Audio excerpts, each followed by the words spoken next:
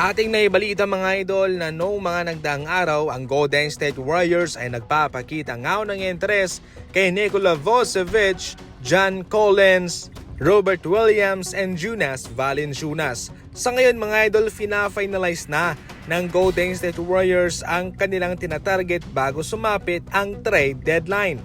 At ayon mismo kay Brett Segel mga idol, mayroong nadagdag. Sa ngayon, isinama na nga ho ng Golden State Warriors si Chris Boucher, ang kanilang former naman lalaro. Sa Golden State Warriors mismo ito nagsimula mga idol, ngunit ito ay kanilang pinakawalan sa 2018. Sa sobrang lalim ng roster ng Golden State Warriors at given sa injury history nitong si Chris Boucher, ito ay kanilang pinakawalan. Subalit ngayon ay kanilang nakitaan ito ng potensyal mga idol, especially ito mismo ang tumalo sa kanila sa kanilang laban kontra Toronto Raptors.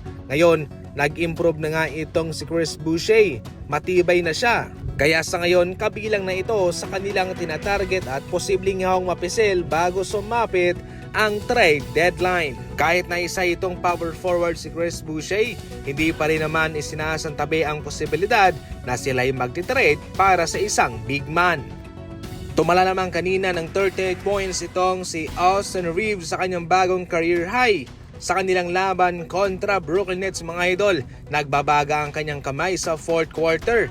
Nagtapos siya ng mayroong 3 rebounds at nakapasok pa ng 4 na 3-pointer. Nag-ambag naman itong si LeBron ng 29 points, 7 rebounds and 8 assists. Simula nang mawala si D'Angelo Russell, lumalaki itong puntos na kinakamada ni Reeves para sa Los Angeles Lakers. At marami na nga nakapansin mga idol na tila star level na ang kanyang laruan para sa Los Angeles. Kung saan ang mga gantong numero ay ang kanilang kinakailangan, especially sa ngayon na marami pa namang injured naman lalaro sa kanila. Kahit papano mga idol, maliban kay Anthony Davis, maliban kay LeBron James, eto si Reeves ang kanilang maasahan sa pag-score ngayon. Nakahinga-hinga itong si Austin Reeves mga idol sa pag-trade ng Los Angeles Lakers kay D'Angelo Russell.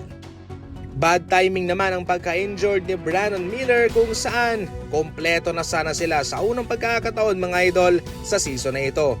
Nakabalik na nga sina LaMelo Ball, itong si Miles Bridges, Mark Williams. Ito yung mga big time na players nila sa opensa mga idol.